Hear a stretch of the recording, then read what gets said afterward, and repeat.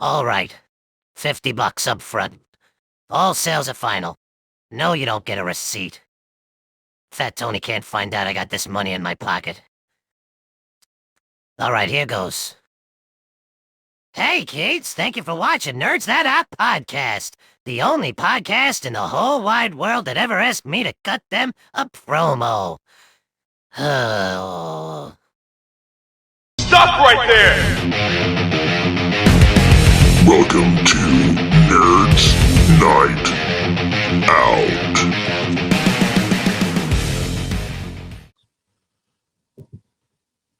Recording started. What do you got there? Mild Irish sauce from Smoking Ed's. Oh, Smoking Ed. We met him. Remember, we met him. Did we? Smoking Ed. He's always at the hot sauce expos. He was there. You don't remember? He's on TV all the time. He's a genius. He's like the one who keeps coming up with the new peppers, Carolina Reaper pepper, you name it. He does them all. I think they just came out with like a new one called like The guy that invented the Reapers on YouTube. I thought he lives in Hawaii or something like that. Oh, I don't know. Maybe. What do you think? This is the Irish sauce from Smoking Ed. Pucker butt. I would not call I it can hot smell it. sauce, but he calls it mild. Yeah, right. It's purposeful mild. It's like the That's delicious. it's like what are the brown sauce, you know? Like That's delicious. yeah, the Irish love it. Yeah. Yeah. I would put that on my fries. Oh, yes. Chips, as they say. As chips. Oh, Yes. all across the pond over there. But you know, we're hot sauce fans, we're TV fans, we're commercial fans. We're nerds. Oh, we're nerds. And this is Nerds Night Out. And I'm Tom. And I'm Q. And we were just talking about this before the show went on, about how certain jingles just kind of get stuck in our head like a bullet in Force Theater. And the Cars for Kids one, apparently that is a trigger for you. Yeah, it absolutely ruins Is my it day. 1877? You shut up. Right? You shut I up. wonder if someone has taken it and changed it from like remember the song. Now I can't think. Once I start singing a number, I can't think. Nope. 1-877. Yeah. I don't think and they're that whiny. Then they made a rock version did. of it that is, it's not even, to use the word cringeworthy isn't even fair because I can cringe listen to a lot of things. I'm a fan of cringeworthiness. Yes. No, Cringeworthiness. I was listening to the Animaniacs sing the 50 States on the way Yeah, home that's today. a good one. Right. So Yeah. they They did a new one. Oh, did they? Yeah, Oh. there's two of them out there now. God bless them. Yeah, they came back. I mean, it's still the same 50 states, so I'm not sure. They Oh wait, yeah, they did 50, and they did all the countries of the world. They did Yeah. alphabetical. Maybe I mean, that's changed. Maybe they add South Sudan, our newest country in the world. Welcome, South Sudan. Turkey. Oh, Turkey. Turkey. And I think India is going to change their name soon too. Back to what it was. What was it? Well, I think it was the British that called them India after the Indus River, and you have to forgive me. I'm drawing a blank on what it was called. I can look it up in a second. But I love that India wasn't allowed to name themselves. oh, it's terrible. It's terrible. We could thank colonization for that. I guess. God. Thanks, colonization. We don't even get to call ourselves by our real Yeah, name. we have absolutely no real identity. Well, there were never anyone called the Aztecs. You know that? Like they were I never. did not know that. No, they were the Mexica.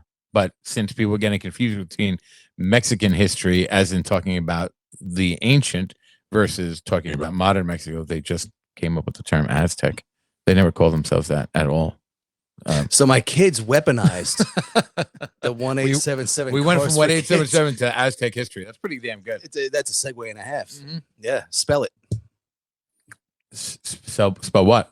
It? IT. Oh, dad jokes got aplenty. me, You got me. Dad jokes aplenty. So yeah, you can't stand it, huh? Cars for Kids. It will put me in a bad mood. It puts me in a bad But mood. it's for instantly charity. It's and a for charity. long- It's a charitable organization, is it not? Is it though? I actually don't know. This is like one of I those encourage things. all of the fans to go out there and do their own research. Like, I mean, I guess you should. If you're ever going to take part in any kind of like donation, you should know, like, if you're giving money to Red Cross, it's probably not getting to where it needs to go. Didn't they do that with the Wounded Warriors a couple years back, where they found out they that found out Wounded Warrior, like the CEO was getting most of it, which they're entitled to. Honestly, under the nonprofit kind of shtick. Yeah, I get it. Honestly, any charity can keep 90% right of the donations. But what I'm saying is that maybe because you don't of the want workforce and I guess the working hours and all of that. Yeah. But for 10% of money that you donate to go to what you think it's going to, exactly, yeah, it's not really good. And then like the Wounded Warriors to actually grab more than 90%. Come on. So, I guess, I mean, you're already allowed to take so much. Right. Fine, you're allowed under those like nonprofit rules, but there's a big difference between, especially when you're dealing with a group like that, whether you should or you could, there shouldn't be choices. Like they should be doing these things. They exist to do these things. You can look up online if you actually want to give to a charity that gives most of the money that you're giving to the actual charity. What are they called? Nerds Night Out. Habitat for Humanity. Oh, yeah. Habitat for Humanity is the one I'm thinking of, and they give they're the biggest that gives among the most. Yeah. The highest percentage of the donations to the actual charity. Red Cross is among the lowest. They're the lowest. I was reading about this thing about like when celebrities go overseas, like when something terrible has happened, and then they go overseas and there's a photo shoot of like Brad Pitt holding a hammer, building a house. They hate that because for so many reasons. Like, first of all, Red Cross was doing that here after Hurricane Sandy. Yeah. We got to undo, like, Brad Pitt, you're a good actor, and I'm sure you're listening to this, but you're a good actor. But Angelina is. You can't wield a hammer. Like, they got to undo what you did. And, they got to pull that nail out. Right. That one nail you put in and took the picture as you wipe your brow. They got to take that out. And then, like, all these local people who are literally dying to get back to work have to watch Brad Pitt hammer incorrectly. Hammer the nail. Yeah, right. That they could have done well. You know what? I'm pretty sure Brad Pitt looks like the type of guy that might have been a roofer before he got famous. Fine. All right. I'll give you that. But I don't know if you know anything about roofers, but that's not a compliment. Oh, okay. Actually, I listen. I whatever he may have been before this, I'm sure at this point he's like a hammer. Roofers are known for disappearing at lunchtime on payday. Oh, and just not coming back until Monday. No. Like whatever their payday is, if it's Thursday or Friday at lunchtime, as soon as they get that check, you don't see them again until Monday. No. Those are roofers. Oh, I apologize to all the roofers out there. Yes, I'm sorry too.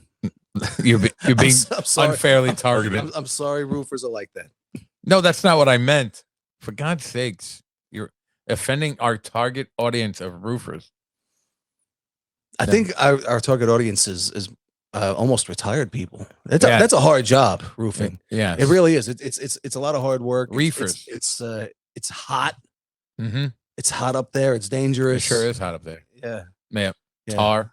Yeah. Tar That's tastes what I'm saying. terrible. That's what I'm saying. Tar is disgusting. Do not eat it.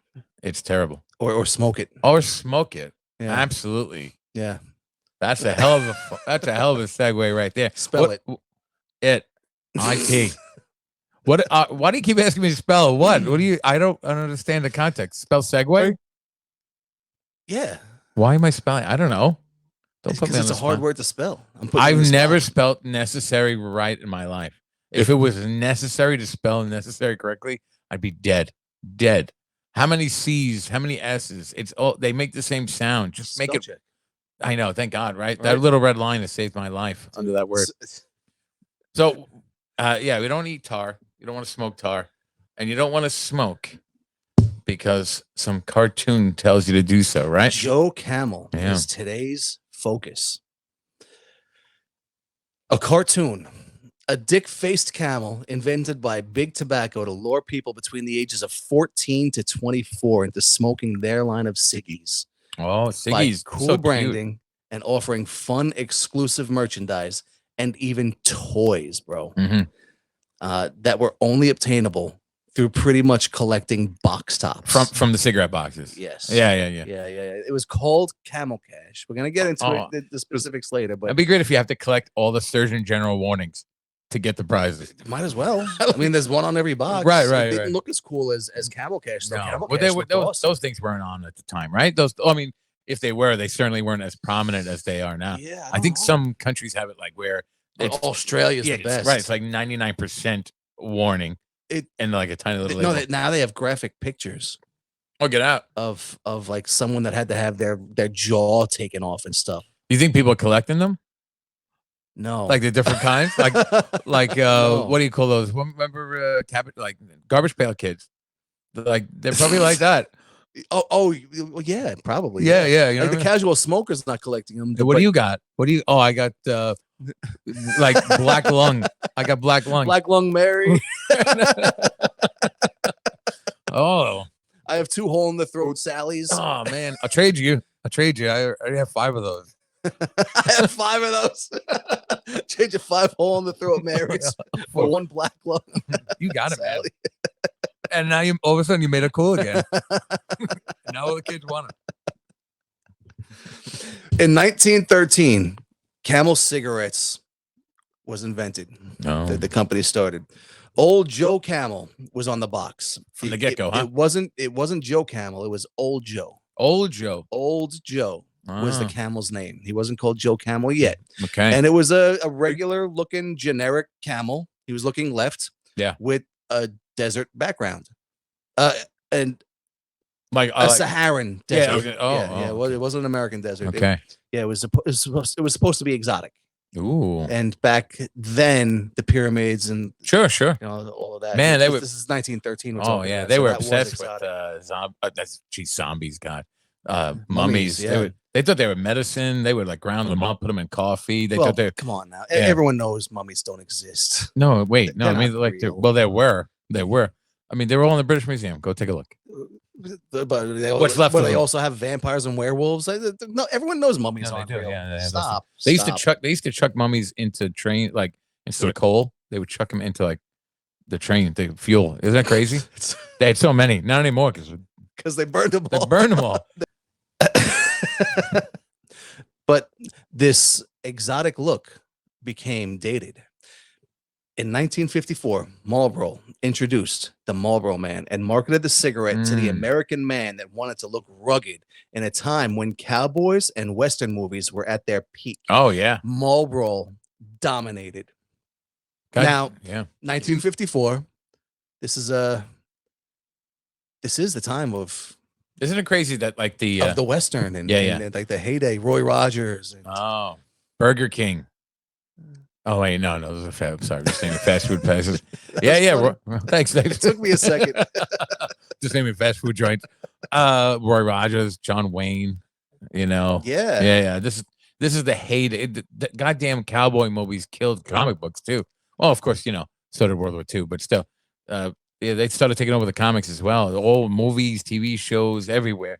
And like Marlboro Man, like it's alliterative. It's not necessarily the easiest thing to say, but Marlboro. I learned how to say it in doing this. Marlboro. It's Marlboro.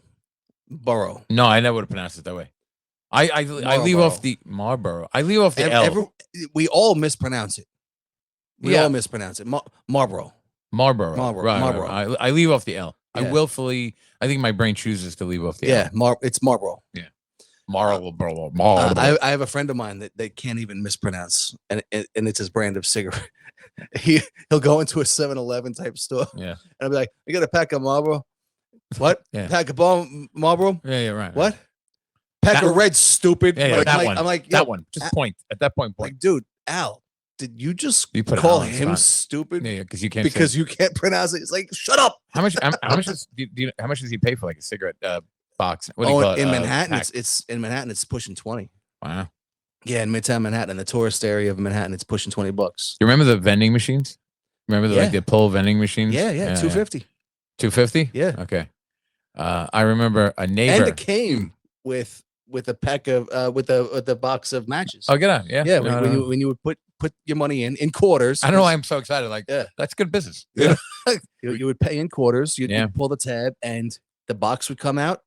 And it was. I remember the vending machines had soft packs. What's that?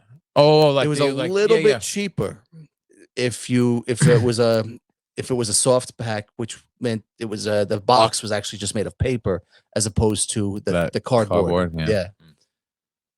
Huh? No, I don't. Yeah, yeah. Vivid memory of that. I do remember the vending machine being at the stores down here, and having to run errands for like the neighbors, like get milk, get eggs, and get cigarettes. I would often go with my friends to the store because they had to buy cigarettes for their parent or grandparent or Right, something. right. Yeah, it was normal. Yeah, you could do it. You get It away was with it. normal for a 7-year-old to buy a pack of smokes Yeah, because the guy would know that this is so and so's grandson. right. You You went know, down with that list. Yeah, it was a different time. Yeah. Are you Black Long Mary's grandkid? Yes. Oh man, we're going to hell. We're going to hell for sure. I'm Yes, gonna that's me. I'm gonna stick that commercial in here somewhere. Uh, Yeah. All right. So in 1974, now that 1954, Marlboro introduced the Marlboro Man. In 1974, R.J. Reynolds, who is the company that actually makes Camel cigarettes now. oh, okay. So in 1974, R.J. Reynolds responds to the Marlboro Man with the introduction of Joe Camel, Nice. a modern take of cool with a muscular humanoid cartoon character that wore sunglasses and a leather jacket with a white t-shirt. Pretty much James Dean. Yeah. Oh, yeah. Right. I never thought about that. Yeah, it's James Dean with like a penis for a schnoz. Yeah. Yeah. Yeah. All right. Yeah. I never thought about it, but yeah, it's James Dean. Yeah. Even the way he posed. Yeah. I never thought about that. Yeah, he was, he was always leaning up against like a Lamborghini or something like that. Yeah. Now, Joe always looked cool, but he was never animated, even though he was a cartoon. They never made like cartoon commercials out of it. In 1971, the last cigarette commercial aired on TV. In 1974, Joe Camel was made. So Joe Camel, even though he was a cartoon, was never in any kind of animation. Yeah. Okay. Because he's a cartoon character, but not an animated character. right. Yeah. So okay. now Joe always looked cool, rocking his dark sunglasses, and now I think it might be Joe Camel that makes me think sunglasses are cool to this day. As a kid, Sure. I didn't pick up on sunglasses being a cool thing. I'm pretty sure that I was indoctrinated to think sunglasses were cool because of Joe Camel. Right. Okay. I honestly think that about myself. Yeah. All right. I mean, that's reasonable because that stuff was everywhere. It was everywhere. Yeah. Yeah. I think I was persuaded by corporate imagery. And now as an adult, Okay. I would wholeheartedly say that Joe was a poser. As in, like he was so corporate. In one billboard, he'd be wearing a tuxedo, playing the piano. Mm, In the next, he's hanging out with his Camel buddies in what looks like a blues band, right. and all of them wearing their overcoats and fedoras. The one guy would be playing the acoustic bass, a stand-up bass, and everything. Sure. Yeah. Another guy would be holding a saxophone. But isn't it just like that's typical corporation kind of stuff? Like I'm gonna present to you this like jovial, commercially acceptable, friendly face that hides the devious intention of what we really are, right? Yeah. And how many times have we as a society and we personally kind of fallen for that shtick? Like Ronald It's their McDonald's job. smiling. Yeah. Right. Yeah. Yeah, but what I'm getting at now is the fact that he's a poser. Like he wasn't actually like he wasn't into blues. He was just like you were saying, a lot like you were saying about Brad Pitt. Yeah. Like he was just holding a hammer and like posing with the hammer, like Right. like making it look like take the picture mid swing. Yeah. I guess yeah. So because like another billboard, he'd be holding a surfboard, wearing his hat backwards. Another one, he'd be playing billiards. Another one, I remember in Rolling Stone magazine, he was driving a race car, wearing a race jacket, And in every picture, though, he was wearing the dark sunglasses.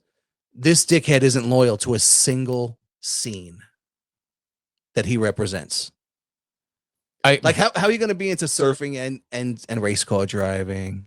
I guess he's trying. Well, let's just be clear, Q. I don't want to ruin this for you, but again, we are talking about a fictional character, right? I love when you touch me. It's that warm embrace.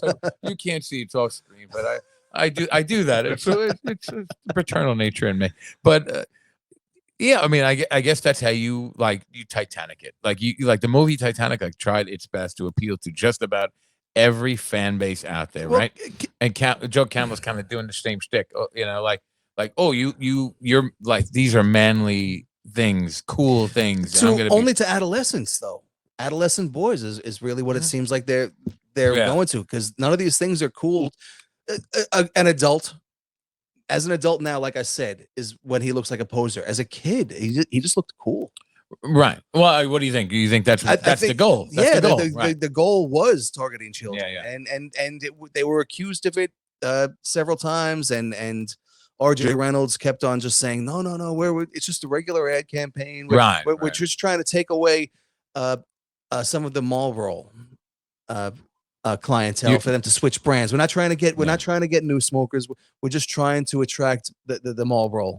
Your perfect pronunciation of that is throwing me off because I had never pronounced it that way. And let's practice together. Marlboro. It is. You do it well. I'm struggling with it. Yeah. I can't do it. Well, Joe Camel is the guy at the 311 concert that only knows the song "Coming Original," or that Vamp Kid, but he's still has a good relationship with his parents. Yeah. I love that though. We all know a version of these posers. Yeah. I love those Vamp Kids. They're like, bye mom, bye dad. I love it. Well, they're the ones that drop them off at Lollapalooza. Yeah. See you later, guys. Wait, hold on. Is there still a Lollapalooza? I think there might be. But again, it's like Warped Tour. I think Warped Tour goes around now. It's like a corporate Lollapalooza. Yeah. You know what I mean? Like when Metallica played Lollapalooza, that was pretty corporate. Yeah, it's done. It's done. But when Metallica did Lollapalooza, they did it with Wu-Tang. So you give them a pass? You give Wu-Tang a pass? Oh, there's always a pass for Wu-Tang. I know. All right. Yeah. All right. By the way, I have no idea what the 311 song "Coming Original" is, or "Coming Original." I've never heard it before. I don't think I know that many songs by them. Up? Is that a song by them? I don't know. I don't know either. I don't know anything. I don't know. Yeah.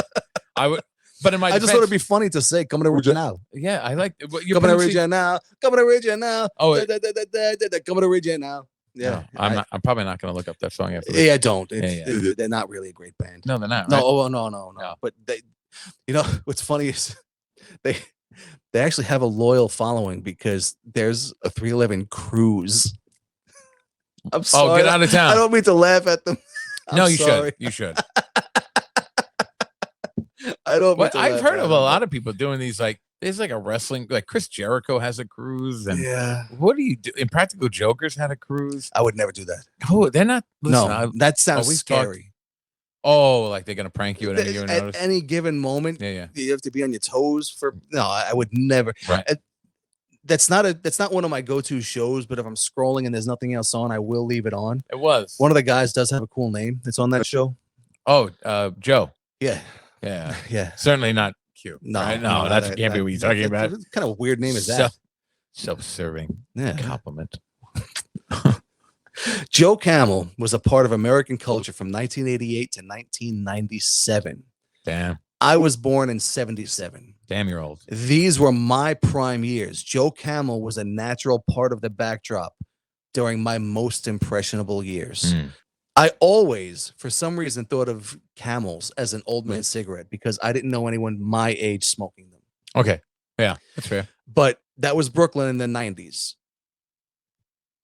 I think Brooklyn in the 90s, we had our own thing going back then. I don't think we represented the rest of America. No, New York City is. Right. Yeah. We had a lot of scenes were happening here in New York City back then that were very anti-corporate for one reason or another. Right. We had raves going on in the 90s. Yeah. Right over the water. Remember those? Yeah, like you hear them from here sometimes.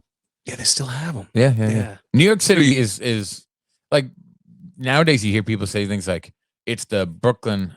It's like the Brooklyn of Paris. So it's like they keep using Brooklyn as like a standard of measurement because listen, New York City is punk. Like New York City is punk. Like we are the trendsetters.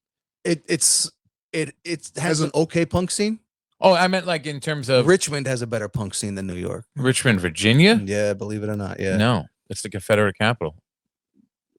Well, just off that. I just has no meaning to do with this conversation at all. But that's funny. Like that really stumped you there for a second. Like I guess it was. Yeah, 150. you would know more than me. Yeah. You're the history guy. But what I mean is I'm like the cool stuff guy. that's not a thing.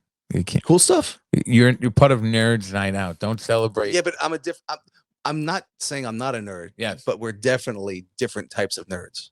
You don't get excited about Hot Wheels. No. All right, then we're different kinds of nerds. Yeah. We'll agree I on don't that. really get excited about collecting. It just takes up space. Yes. So do you. Yeah, Sure, I take up too much space. Oh, look at this. Look at this. Rub in the belly. Rub the belly. It was speculated that Joe Camel was targeting children, and in 1991, R.J. Reynolds responded to the speculation, saying that Joe was just another creative ad campaign to get more adult smokers, and that they were targeting Marlboro's customers. Look at you. Right? Marlboro. So good. It wasn't until later when we learned this is a lie. I mean, did we We what? learned it as a fact. Yeah, I was gonna say, like, did the most people go like, "What? I can't believe it." Well, I can't believe that like anthropomorphic camel is. I'm sorry. Anthropomorphic camel. Very good. Thank you. Yeah. I said it wrong the first time. Yes. Anthropomorphic camel. Anthropomorphic. Yeah. That's it's a good word. That anthropomorphic camel dressed with It's 5 syllables. Oh, that's a max. Anything more than that, I slur. But I mean, like people were like, "Oh my god, I can't believe that animated camel that wasn't designed." Like He was never animated. Oh, for fuck's sake! I meant like he's a cartoon. He's clear. Listen, he's drawn. He's drawn. To Really, what? like they never. No, he's drawn as in hand drawn. Somebody's job. That was somebody's job to draw that camel. Yeah. Yeah, you're like, Yeah. To indoctrinate children. Right. Like, just how soulless are you? Leaked office memos. You mean me or them? Both of you. Pretty soulless. Leaked office memos spell out that Joe Camel was created to lure children and young adults to smoke. The Joe Camel advertising campaign was intended to create new smokers, not necessarily have current smokers change brands. And according to leaked office memos, they valued young smokers because the old smokers were expected to expire soon. I read these documents. Yeah. It's online, ladies and gentlemen. Like I always say, I always emphasize that everyone should do their own research. Yes. It's out there. Or we can do the research for you. It's written in legalese, but it does have a quote saying that they want to target young smokers between the ages of 14 and 24. Yeah. Because they'll live longer. And when someone starts with a certain brand of cigarette, that's usually the brand that they stick with. Well, that's why they used to send there's a them. brand loyalty to whatever brand they start with. Right. Some people do change brands, but it doesn't happen often. So that was part of the logic about sending like cigarettes or chocolates or sodas with our soldiers overseas for a few reasons. You know, one, obviously, right? Like our soldiers overseas or any soldiers overseas, they're getting all these things for free from the United States government for a lot. And then when they come back, the idea is now you've got them hooked. They're going to be drinking Coca-Cola. They're going to be eating Hershey's candy bars. They're going to be smoking X-branded M&Ms. cigarette. No, well, can he smoke M&Ms? you you crush can him, figure it smoke out. it, yeah. I guess if you try hard enough, you But can they had M&Ms to smoke. about just everything. Yeah. But, They had them. so yeah, and the idea too is then it's like you would give out those cigarettes to, let's say I'm a soldier stationed in Italy. You give those cigarettes out to the people you meet in Italy, and boom, you're starting to hook them as well. And when post World War or whatever, When I think of Vietnam, I always imagine a pack of soft Lucky Strikes Oh yeah, tucked in. Yeah, in the helmet or in the arm, right. or tucked in the arm. Lucky Strikes. Yeah, I remember. Yeah, yeah. And it's always Lucky Strikes. Right. It's not another brand. I wonder why. Maybe that's because I those think- are the ones we I sent think overseas. they were probably the lowest bidder to I was send about them. to say they probably competed. I don't know Yeah. this. I don't know how that works. I don't know how it works But either. you I'm just speculating Correct, here, but yeah, it probably was that they were the lowest bidder to. Yeah. to send Well, these if things you out. know the answer to why Lucky Strikes and the Vietnam War are synonymous, let us know at nerdsnightoutpodcast@gmail.com. Just as disturbing, 30% of 3-year-olds worldwide recognize Joe Camel. Damn, 3-year-olds, huh? 30% of 3-year-olds worldwide, Yeah, not just Like- America. correct. Joe Camel, and 90% of 6-year-olds. 90% of 6-year-olds recognize a cigarette spokes camel. A cigarette spokes cartoon Yeah. character. Yeah. Yeah. This is on par with Coca-Cola, and it actually beats Mickey Mouse. Oh gosh. Oh boy. Spoke a camel. I'll take 2, please. Smoke Smoke it, baby, if you got got him. Oh, there you go. We went. Coca-Cola Chicks. Coca-Cola advertises so hard to remind people that they're still in existence. Right. Yeah. Camel knows smokers rarely switch brands, so they're recruiting the most impressionable customers on the planet. Children. Unbelievable. That's almost as bad as the standard practice in the 30s and 40s, where 9 out of 10 doctors recommended the smooth taste Oh. of Winston cigarettes. Yeah. I'm going to say that again because I'm going to put on my Go ahead. My Do it. advertising You voice. swarthy like. Nice. That's almost as bad as a standard practice in the 30s and 40s, where 9 out of 10 doctors recommend the smooth taste of Winston cigarettes. Winston tastes good, like a cigarette should. Which begs the question, what's more evil?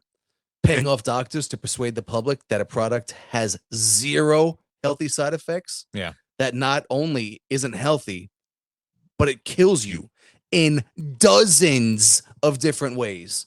Or to recruit literal children to get addicted to this same exact product that will kill you in literally dozens Yeah. of different ways. It's not like there's one thing Well, to them that makes them unhealthy. I There remember, are so many things. I remember reading about like some kind of study that was paid for by the cigarette industry. Of course, I think we're talking like in the early like 1930s, and they said, listen, if you smoke cigarettes, you were going to get cancer anyway. Like you were going. The people who this of course is not my findings or my theory, or this was something. This was a study that cigarette companies paid for to essentially say like, no, cigarettes don't cause cancer. They're not carcinogens. Those people who got cancer, they were going to get it anyway. What the cigarettes did is essentially made that cancer go to their lungs rather than wherever they were going to get it without cigarettes. Cancers. That was Makes right. So what they're saying is that the cigarettes move cancer. you were gonna die anyway. Correct. So you No, might really, as that's- well yeah. just die from the lung. Unbelievable, right? Like Yeah. that. And of course, these studies, and that's, and I like Hugh was talking about, like if you're donating to someone, you should know who you're donating to. If you're reading a scientific study that is published in any of these journals, remember that, they pay for that. Somebody's paying for that. Yes. So just be mindful of the source of that scientific Yes, study. yes. Before you scientific donate to 1-877 Cars for Kids. Make that sure you look at the source, do your research, and see where the money's going. Yeah. I mean, I guess you would do that with. I mean, be wise with your money, right? Be wise with your money. If you're going to be kind, be wise. Know where your money's going. 1-877 Cars for Kids. Come on, you're gonna get it stuck in my head, man. I hope so. You deserve it. You deserve it more than me. My children have weaponized that song. Yeah. I'll just be having a good time, sitting on the couch, like listening to a podcast, just the music or something. Podcasts like headphones Nerds on, Night and, yeah. And my kids will just be like, "Hey, Dad, what's up, buddy?" Oh! And that's it. I'm angry for the whole day, and they laugh at As me it and should be. point, They and laugh. they taunt They me. point at my genitals and they laugh.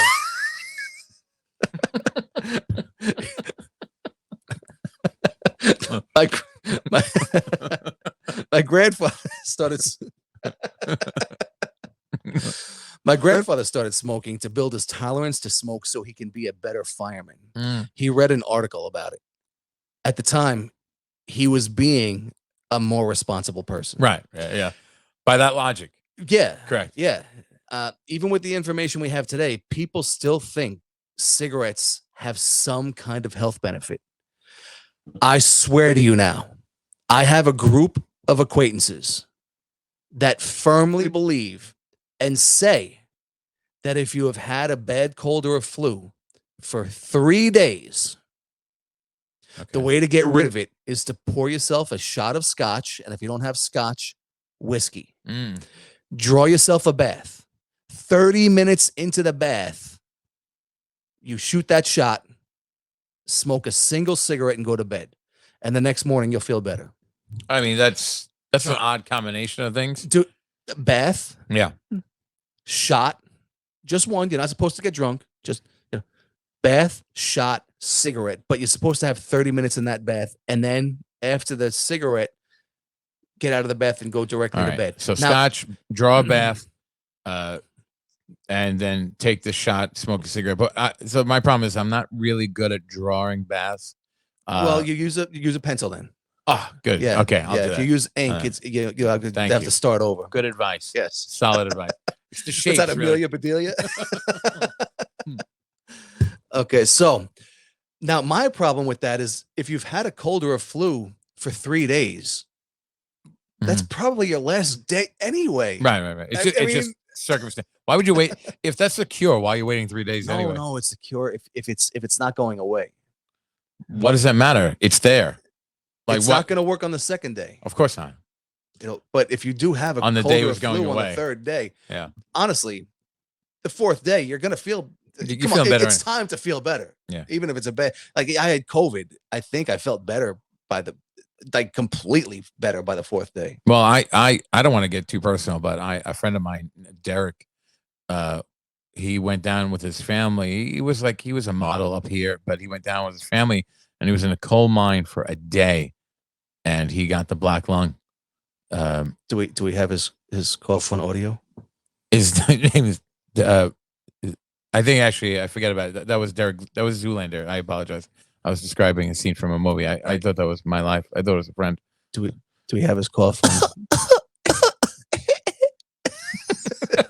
I got the black lung, pa. Yeah, it's Angelina Jolie. He must be brothers with Angelina Jolie because they both have the same father. John Voight. Yeah. Little See references. if your friend could hook me up because Brad Pitt and his wife, that they listen to the show. They're busy funding the school, the Derek Zoolander School for Children Who Can't Read so good. What is that? A school for ants? How are they supposed to read? They can't fit in the building. Now, do you remember those box tops I was talking about before? I sure do. Well, they were given a cooler name, but it's still just box tops. It was called Camel Cash. Oh, The it's only way to alliterative. get and it looked cool. Sure. The only way to get Camel Cash was to get it out of the inside of the box of Camel cigarettes. It was about the size of a business card, Yeah. Slightly different dimensions, but to get a rough estimate, and looked really cool. It was shiny bright green, and in the center of it was a full color picture of Joe Camel in a George Washington wig, wearing sunglasses, of course. Yeah. And it would say like the cash value on the side. It looked like it was supposed to look like American currency, but it looked cooler. If you're this is actually so the Camel Cash, it pays to be smooth was the tagline, and it says here, if you're smooth enough to collect Camel Cash, C notes. Oh my God, C notes. They call them C notes. See notes. They'll pay off in Camel mugs, lighters, jackets. I guess lighters is the only one that really makes sense here. Like, okay, Like if you're gonna smoke, yeah. you But probably- the lighters were pretty cool yeah, looking. T-shirts and other stuff of vague in our limited edition catalog. Get C notes on all filtered packs. Get catalogs where you buy Camels. Go, but get them now because this stuff is too smooth to last forever. C notes run out April 1992. They expire like our customers. Yeah, they expire. Yeah. Yeah, they And look like not only legit does cash. not only does the Camel Cash itself expire, but the merch also expires. The merch is all limited time. Right. So you create that kind of like, I got to collect it all. Yeah. everything becomes collectible. It's like the Pokemon of cancer. It is. Yeah. There's a guy on, when I was doing my research, there's a guy on YouTube that showed his whole camel collection, and it was bequeathed to him when his father passed away of lung cancer. Wow.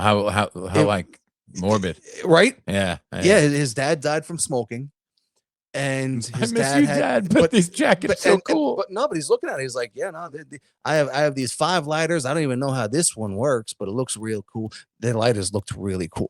Yeah. But who's willfully like walking around with these jackets? They look. I would. Yeah. It looks cool. I don't think so. It's so odd. I have an abhorrence to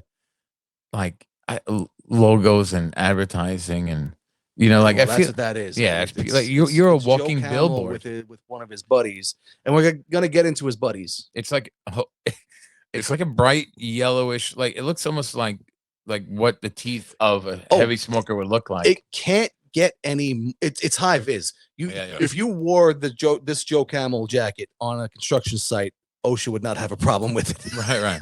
Yeah. But these are not, I'm too cool for these. I want myself one of the 8-ball jackets. Yeah, those are. Remember those? I do remember those. They made a little comeback with some guys that smacked somebody on the subway that went viral. Is that true? Yeah, here in New Man, York City, it is unbelievable what it would take for something to like. Oh, I want to be like that guy who smacked someone on the subway.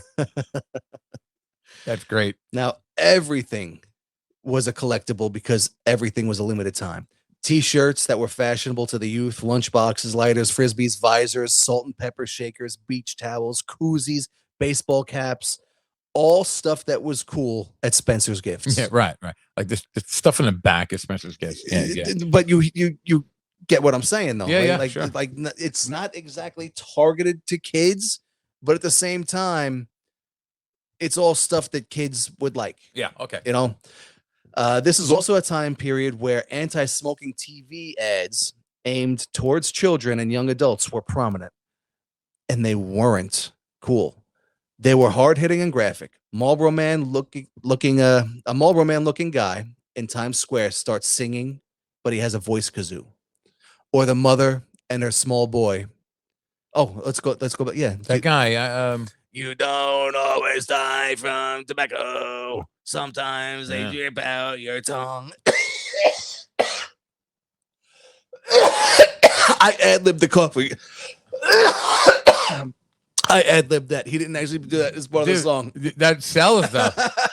That sells. You look like you almost died doing that. Yeah, it hurt. All right, don't do that raspy voice anymore. But that went right along with it. Wow, you okay? Yes. You almost I was died. You almost floored. died on air. Can't have that. We don't have insurance. We don't have. They were in Times Square. It was weird. It showed a Marlboro man Yeah. riding in on horseback in Times Square. Okay. And somehow in like the middle of the intersection, they built a campfire on top of the asphalt. Weird. Okay. And he leaned back against a log and Not in a garbage can. and pulled down his bandana neckerchief. Yeah. And started singing. You don't do it again. always die from tobacco. I don't. I had a theory about these commercials, like Truth. Remember all those Truth? I had a theory about them, and because obviously you can't advertise for cigarettes on TV. It's a law. You can't advertise on cigarettes.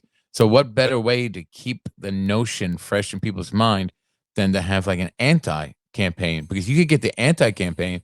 You could say cigarette smoking kills. Cigarette smoking kills. But all people are getting are cigarette smoking cigarette smoking. Well, That's my. Oh, get out! Is there? well, Oh my gosh! yeah. They would actually do things like that. Debbie Austin Yeah. and Truth.org hit so hard. Now let me get back. Okay. Debbie Austin is the lady with the hole in her throat. Yeah. We're gonna get to yours in a second. Okay. Okay. Another commercial I remember was the mother with the small boy.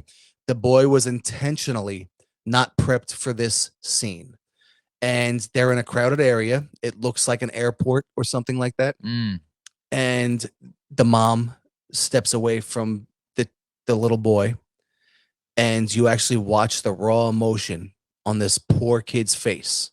It starts with concerned to confused, and then once he realizes his mom's not there and he can't find her, we start seeing the emotion on his face go from sad to betrayed and then fear. Yeah, that's crazy. Do you remember this commercial? No, I don't. I don't. Oh, I felt all of this kid's feelings. It was rough. It was one of those rough commercials. What was the? I don't. Maybe I'm missing something. But what was the intention? Like, show like your parents are gonna die. Don't leave your child alone. Oh, dude, I thought it was about okay. Don't leave your child. Yeah. So they traumatized the child for life to prove a point to us. They traumatized the kid. There were actors that could have relayed fear. He was an actor, but they didn't prep him. Yeah. And they said it was for the greater good. And that was his real mom in the commercial. His real mom. Yeah. I can picture him rocking like in a chair all alone right now. Like, don't leave me alone. Don't leave me alone. Yeah. Leave me alone. Don't leave me alone. Don't leave me alone. Now there was also the lady with the hole in her throat. Do you remember her? Oh yeah. Her name was Debbie Austin. Now the reason Debbie Austin and Truth.org hit so hard was because tobacco companies had to put a certain amount of revenue into anti-smoking PSAs. But the tobacco companies turned them into commercials. Right, because Truth was like saying, like had hype to them. They would have the Marlboro man or a guy that looks like the Marlboro man walk out and talk about how cigarettes are bad for him. Yeah, right. So it's still the Marlboro man. Correct. Yeah. So no one's listening. I think this is like if you tell people, I forget it was someone who said like if you want people to brush their teeth, right, make toothpaste illegal, because like the second you tell people not to do something,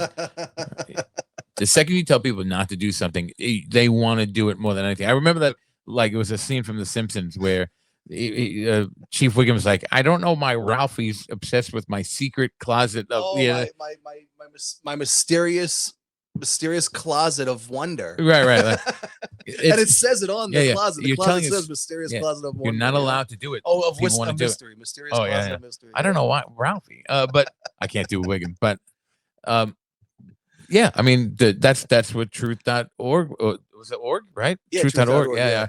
And those commercials like were played like MTV videos, and I remember those very distinctly, and obviously they had some kind of appeal to it, and it wasn't people going, "I'm not smoking." It was the point was to get you to think like to see cool images and hear the word cigarette. Yeah, and that was after Truth.org jumped in to be the antithesis of the anti-smoking commercials before that. The predecessor before Truth.org and Debbie Austin was the anti-smoking commercials were so lame that it made it seem like not smoking was lame. I get you. They in fact did the PSA, yeah. I get what you're but saying. they made the PSA so lame that anybody watching it would be like, "Oh God, I just want to have a cigarette now." Right. Like that was torturous to watch. Now it the Debbie Austin and Truth.org thing reminds me of those gambling commercials ending with a brief display of the gambling addiction hotline. I know exactly. Yeah. And now that gambling is legal, I don't have a problem with gambling or gamblers or anything like that, but since it's become legal, I hate that it's so prevalent now. Yeah, okay. In sports. I hate that I can't watch a ball game of any kind without it trying to talk to my children and tell them that they can win money. Yeah. That's the most unhealthy way. But if you or anyone you know has a gambling addiction, please call this number. Yeah. And then at the end they hit you with that. Yeah, that the way to the healthy way to observe gambling is to think of it as entertainment. But if you actually start thinking of it as a way to make money, right, you're gonna have a bad time. Yeah, you're gonna lose. Yeah, the house always wins, right? It's, I don't like gambling. Dude, even these people that win the World Series of Poker. I always say that gamblers never win. And what are you talking about? Lottery, blah blah blah. Most of these lottery winners end up more hard up. Oh, they did like a whole thing on that. Yeah, a whole expose. And these people that are the professional gamblers that they win the World Series of Poker, winning millions of dollars. Usually, a year later, these guys have nothing to show for it but a portion of ring. You know why? And I'll tell you why, ladies and gentlemen. Because they're degenerate gamblers. Yeah. Yes, they're gonna win every once in a while, but guess what they're gonna do with what are they gonna do with their winnings? They're gonna gamble it because they're gamblers. Hell, even when I buy raffles, I'm like, I'll just consider it a donation. Like every raffle I buy is a donation. Yeah, right. I'm not in it to win it kind of deal because I don't win. B, I don't care. You know, like this is not. I didn't invest $20 in raffle tickets because I was like, I'm gonna win $20 million with this. I just a donation to whatever the hell it is. Yeah. Now my wife says I got a gambling addiction, so I said, "You want to bet?" Oh God. Well, that's why you used. Oh no, I get it. No, okay. I said, "You want to bet?" No, I got it. Want to bet? That's gambling. That's a gambling term. In the 90s, it is a gambling. It is. I learned things. In the 90s, smoking was everywhere. I remember when it was normal to smoke in restaurants and airplanes, movie theaters. Every car had an ashtray. Every bar was smoky. Smoking was the standard. And the ads looked so glamorous. Willfully. Yeah. I remember just picking up a magazine, like let's say Rolling Stone. Yeah. Because I was a young adult. And Rolling Stone was a thing back then. And just picking up the magazine, these flyers and pamphlets and everything would just fall out, and they were all smoking ads. Right. And then once you start flipping through, these smoking ads are all over in there, and they were all really cool looking pictures. Sure. And you're just being bombarded by them. Yeah. Yeah, one after another. Right? Yeah. Half a page of an article, 3 pages. The whole page, full gloss. No, I meant like a half a page would be like the article, then the rest like. No. Any page with any smoking ad was the entire page. There was no half a page. I do remember they passed laws about the billboards. Remember that? Yeah. They couldn't be within a certain proximity to a school or something like that, but there was no limitation on how big they could be. So they went giant. Yeah. They were gigantic billboards. It was absurd. It was absurd. I remember when that was a weird time. Yeah, it was a weird time. But my wife always hated going to and they restaurants. were always beautiful. Yeah, she always hated going to restaurants that had smoking sections or something like that.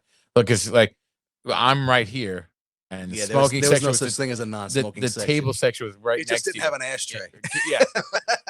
The whole area She couldn't stunk take like the smoke. smoke. She hated it. Oh, she was ecstatic when that was bad. Like when that happened. Remember when they cleaned the roof of Grand Central and the train station, and and they just peeled tar. They peeled black away from the ceiling and revealed that there was a beautiful painting under it. No way. But it had been over the years, decades and decades, just had built up all this smoke and I guess dirt. Huh. Yeah. I didn't know that. Yeah. Yeah. Well, in these advertisements, models and celebrities were always looking sexy and sophisticated. Mm-hmm. Then the age of Joe Camel. He was whatever young people thought was cool. Chilling at the beach with a youthful, young, human woman dressed very suggestively. Playing billiards with a young, fully human woman dressed suggestively. Nothing beats at the bestiality. Right? At the nightclub with a young, fully human woman dressed suggestively. Were there no other anthropomorphic camels? They did introduce when it was brought to their Joe Camel's RJ Reynolds attention that it was kind of weird. They did introduce a female character that was Jolene Camel. I don't remember her name, you but know, she was seen in a couple. She was on the back of his motorcycle for a couple ads, just to shut people up about the whole bestiality thing. But smoking people a lot of concern, I guess. Smoking is bad. It's the #1 preventable cause of American deaths. So the only thing they can push is being cool, and being cool gets you laid. Having once been a teenage boy, we really are that simple. Being nerdy doesn't hurt. It did. Not me. Well, I talk French. And a kid can ask his parents for toys and candy, no problem. But a kid can't ask his parents for a pack of smokes. But at the age of 14, most kids have a few bucks in their pocket and know how to buy themselves candy. And cigarettes are often sold where candy is sold. Have you ever thought of that? Oh yeah, I mean, until I was doing this research, I came up with that on my own. That like the proximity. Yeah, cigarettes are almost always behind the candy counter. And remember the candy cigarettes themselves? Yeah. They were awesome. Yeah, they were awesome. Yeah, they still sell them. Yeah. Oh yeah, not in New York State. Oh, I didn't know that. I figured they were gone. They were gone the way of the dodo. I love the taste of those. Like, what was that? Like some chalky, weird taste, but I love it. Tums. yeah, pretty much right. They just and they had the gum. They had the gum that was wrapped in paper like a cigarette. Okay. And you would blow into it, and the powder would come out. Yes. And then they also had the chalk, which it really was. I'm pretty sure it was some form of Tums. I think it was asbestos. Everything was asbestos. So here in the Brooklyn area, the tobacco shops sold the best candy. Do you remember Tiamo or Optimo? Oh yeah, you do? Everywhere. Now, the Tiamo in Bay Ridge used to also sell porno VHSs when I was 13. Not to me. No. To other kids I knew. 1 for 10, 3 for 20. I mean, it's a good deal. I'm just saying. Yeah, it's a good deal. I'm just saying. But these should have been in adult-only stores, but they had monster candy displays, which is weird. It sold cigarettes, porno, but like the candy display. And Snickers. The candy display was huge. Yeah. Huge. As we say in New York. Huge. And there I was, beginning through the throes of my own hormones, insecurities, and angst, and in a tobacco store. And this guy sold anything to anyone as long as he recognized all the customers in the store. Otherwise, he'd whisper, "Wait until Green Jacket leaves." And then he'd sell whatever he wanted. Right. I remember one summer he actually sold fireworks. Oh, yeah, sure. Remember fireworks. Yeah. Yeah. So even though like it was so easy for anyone to get anything. Yeah, right. It's not even like this was like my most local Tiamo store. It's not like I had to go out of my way in any way. Like the store I go to get candy would have been the store I go to get a dirty movie, or it would have been the store I go to get cigarettes. Right.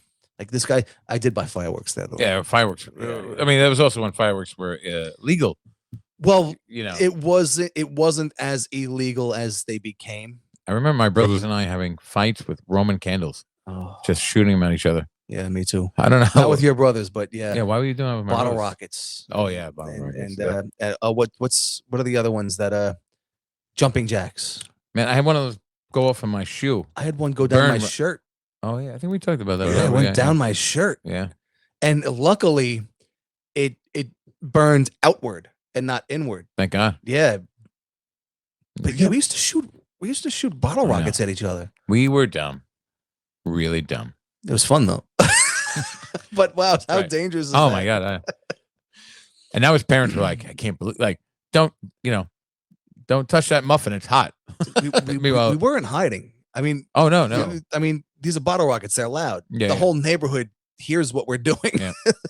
And I'm sure many people are glancing out their windows just thinking, oh no, it's just the neighborhood kids having a firework fight. You know how many GI Joes have lost their lives to bottle rockets? Oh, you were one of those guys? Oh my god! You were a Sid from Toy Story? Oh yes, I was. Were you really? Mm-hmm. We used to put them like in the pull the waistband, like rubber band waistband. I don't know. I didn't have GI Joes. Oh, We're different types of nerds. Good. You're missing out. I had the wrestling figures. The LJN ones, the big ones. Yeah, Sure. the one with the Hulk Hogan that just stood like this. Yeah. I'm supposed to make an action figure out of Oh, that.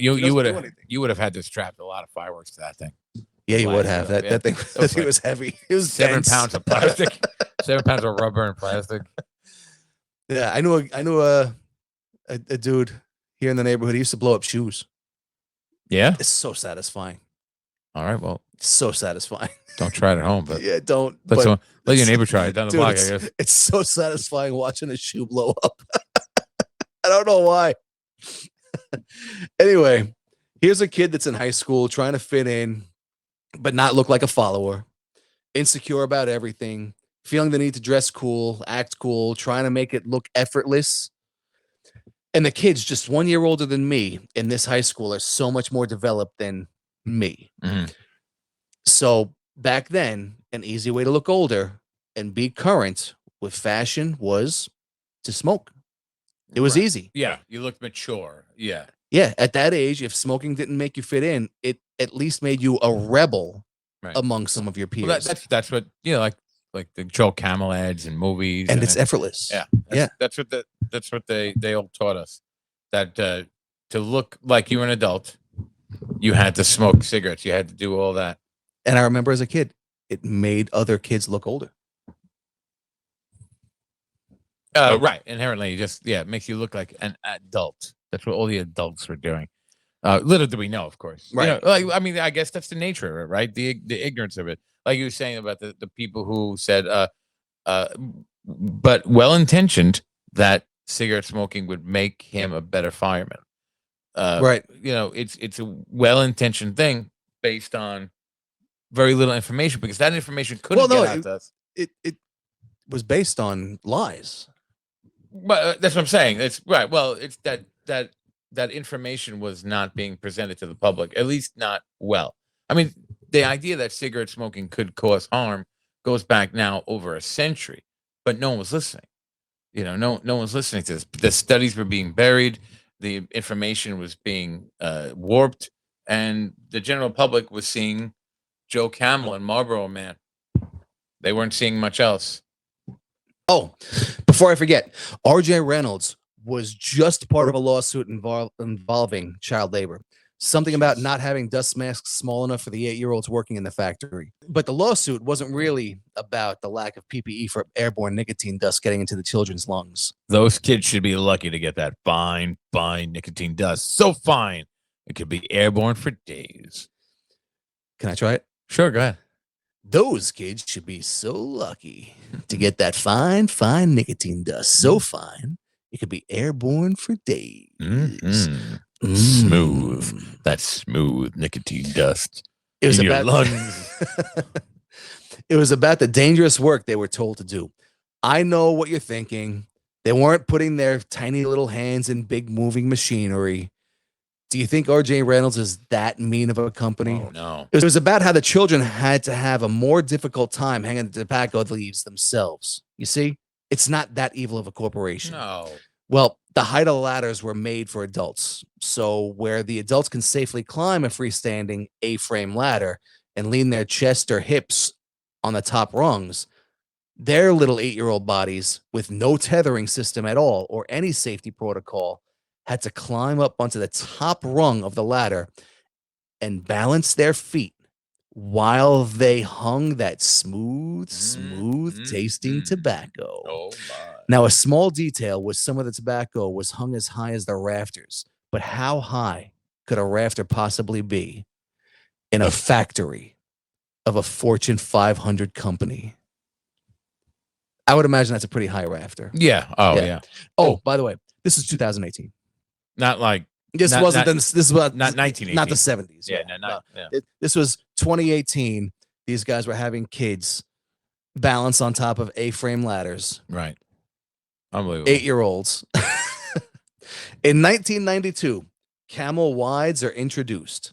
It's the same cigarette, I guess it's pretty self-explanatory. but wider. yeah. What's the purpose of that? What do you? Like a dick. Oh, wow. I did not think you were going. Remember when I called Joe Camel a dickhead? Yeah. Yeah, well, I wasn't really name calling. The funny thing is about what you. Here's how fat I am. I went to those when you said cigarettes, the wide cigarettes. I went to those. Remember those flat mozzarella sticks? I don't know what they're called. You know, The triangles? There's like flat. I think they were at like Square? TGI Fridays or something like that. Yeah, just picture like fried ravioli. That's where my fat brain went. Like, like they were just really that wide, like a harmonica wide. That's what I was thinking. But I actually want to look that up. I'd smoke my Camel Wild, and now I'm gonna die. This doesn't make any sense, but I'm gonna keep going. All right. My wife and kids hate when I do that. Just, They'll say something and I'll just. I don't get the point of the Camel Wides. I don't get it. Like twice as much nicotine, twice as much whatever. Well, the Marlboros had the hundreds, Marlboro 100s. What's that like? Those are long. It's longer. It's just they went in a more, different it's direction. more bang for your buck. It's just more tobacco for the same price. So they, instead of trying to make a better product or a safer product, they just played around with the shape of the product. No, they made it bigger. It's more, Yeah, right, it's more right. tobacco. So Yeah. they went wider. Yeah. Well, you're gonna go longer. We'll go wider. See? Exactly. Yeah. Yes. Oh, okay. Yes. So, remember when I called Joe Camel a dickhead? I do remember. All right. Well, I wasn't just name calling. His face is a big, flaccid cock and balls. Wow. His snout looks like a big human scrotum. Mm.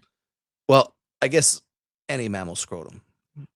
Yeah, But I his guess. nose, that's a big, flaccid nose penis Do you think it was meant to Resting. be phallic on purpose? resting on the muzzle of his nuts, like the muzzle nuts. Now, are you looking into this, or all camels? Do all camels have this kind of No. face, or just animated camels? But just Joe Camel. just Joe Camel. Yeah. No, Norm MacDonald said it best. The subliminal messages, with most subliminal messages, you have to look for the phallus. With Joe Camel, you have to look for the camel. Right. Oh, can I say it like him? With most subliminal messages, you have to look for the penis. Mhm. But with Joe Camel, you have to look for the camel. That's good. Was it? Yeah. Rest in Was it peace, though? Norm MacDonald. No. No, it wasn't. No. Norm MacDonald would. He'd be like, I can't do it either. It was designed to make young men want to be him and think young women want to be with him. so creepy. I can see teenage boys falling for this, but do you think teenage girls did? Yeah. Do you think women found him sexy? I mean, Beauty and the Beast did come out in 91, and Joe was introduced in 88, Mhm. which means Joe is the original bestialic furry LARPer. Wait, no. Does that make Joe the bestiophile if he's the beast that's into humans? I think so. Yes. I thought bestiophiles were into Beastie Boy groupies. I think you're I don't getting know. away from. I don't yeah, know. Right. You're getting. Ladies and gentlemen, I'm 46 or something like that years old. I'm just trying to learn. I don't think LARPing. I'm learning. I think LARPing belongs in a different category. LARPing is like live action role playing. Well, was Joe he was a furry, Joe is. I don't think will qualify as a furry. but 'cause he's a the animal. but he's got a thumb. He- Like he smokes with Right. his thumb. Like he holds Your pronunciation of thumb. I like it. Marlboro. Marlboro. Say Marlboro thumb. Marlboro thumb. Thumb. I like it. Anyway, if Joe Camel wasn't a cartoon and was real, he wouldn't be sexy. Even with those sunglasses. He'd look like Alf and Chewbacca had a kid and then someone peed on it. Oh, Gordon Shumway. Who? Alf. Alf's real name is Gordon Shumway. What? That's his real name, Gordon Shumway. Have you watched Alf as an adult? No, It sucks. I know, It's did. terrible. I did try to watch Alf a couple years ago. He had they introduced. I don't know if you remember. He had a talk show. It was, Oh, of course I didn't like watch Nick it. at Night. I think it was. It So- was painful. So he looked like this Alf Chewbacca urination thing. And even if it could walk upright like an ape and dressing it like a pool hustler, it would still be confused and scared in all of these liminal places. I hope that like the designer of Joe Camel is listening to this, and you've just gone off on a rant about like how much you hate. Yeah, the man. design. This would be some big, unknown, unpredictable animal that shouldn't be at a racetrack, right? Or taken in the cockpit of a jet. You know, he should be in a government secret compound having samples of flesh taken from him while he's alive for study. You really are all right. So he's potentially dangerous. Joe Camel, absolutely. But there's a lot of he's an anthropomorphic camel with thumbs, like you said, and a penchant for cigarette smoking, and his flesh has answers, and insatiable desire. There are answers for in his men, flesh women. to even more questions that exist about the DNA. Yeah, some tests can only be performed on living samples, so restraints will be mandatory. Okay. Yeah. There's also knowledge. I'm with you. There's also knowledge in pain, and where nerve endings stop working in their final stages of agitation. The final stage is at level 10, or if all feeling in their final stage will forever be compromised. Of course, no matter the outcome, tests on these areas shall continue to determine if any rejuvenation of the damaged nerve is present. But we'll also have to get Jolene Camel too to do this. Absolutely. Yeah. We can't let these camel anthropomorphic things run wild out there. God knows what they get the do. Restraints in the ball gag. You got it. I'll be right back. I mean, if this thing was alive, it would absolutely be captured and experimented on. Yeah. No, I like where we're going with this. I like where we're going with this too. Yeah. I will happily take samples from these living things while they're alive, because they're trying to kill human children. In the 30s to the 80s, those are the glory days of smoking. In the 90s, kids were smoking, but because they weren't supposed to. Mm-hmm. It was an easy way to rebel, but even that didn't last too long. There were lawsuits, and with the leaked interoffice memos about R.J. Reynolds planning to and successfully targeting children with cartoon characters, Joe's days were numbered. President Clinton himself said that this whole Joe Camel thing has to be ended for good. R.J. Reynolds maintained its innocence, even with the leaked documents now disclosed. They assured us that they're targeting a 29-year-old male smoker to switch brands and would never intend to hurt children, and had no intention to remove Joe Camel. Only weeks later, in 97, R.J. Reynolds removed Joe Camel. Right. But said it had nothing to do with the indictments. The ad campaign had just run its course. After decades. Yeah. Yeah, I know. Well, a decade. Yeah, and right. Timely, just weeks after the indictment. Now, these indictments are why tobacco companies are being micromanaged to this day. It's just another example of a major corporation putting profits first by any means necessary. Mm-hmm. And according to my philosophy, all corporations are inherently evil. Absolutely. RJ Reynolds was expected to practice ethical marketing, but did we really expect, when we know what the product they are marketing is? It only supplies stress, pain, sickness, and death. 100%. The Federal Trade Commission announced that R.J. Reynolds was to be charged with violating federal laws, unethical advertising, and smoking funds like truth.org. But because when tobacco companies did it, it was still just a cigarette ad. Then they made the anti-smoking ad so lame, it made disliking the commercial inevitable. But now truth.org is funding, and now they get graphic. And those graphic commercials are pretty powerful to this day. Oh, yeah. I remember that. We've only got 4% battery. And that means it's harmonica time. It's time. Do it, brother. They call me Joe Camel. I'm made to indoctrinate kids. Corporate version of cool. No doubt I got riz. Chin look like a scrotum. No, look like a gliz. Look like James Bond and Don Johnson, the Camel, and then I kids. I'm a cartoon baby. In magazines, so hated. I ain't never been animated.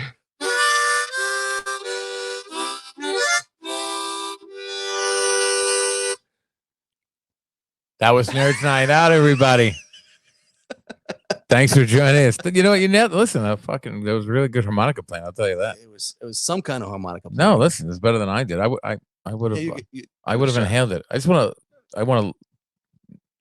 No, I'm not going to do it. I'm going to make an ass of myself. I'm tempted. You sort of way I looked at it. I'm like, I want to try it. But guys, thanks for joining us tonight. I hope you enjoy tonight or whenever the hell you're listening to this. I guess there's no time mandate on that. But if you have any suggestions for future shows and you'd like to talk to us, nerdsNightOutPodcast at gmail.com. You could also hit us up online and other places too, I guess. I don't know. I don't know how to stop now, but I'm going to.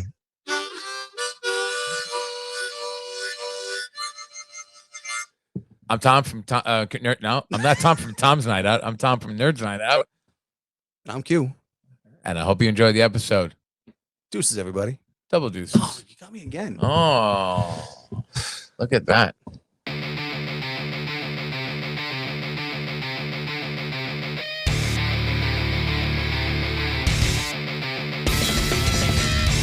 This has been another episode of Nerds Night Out Podcast.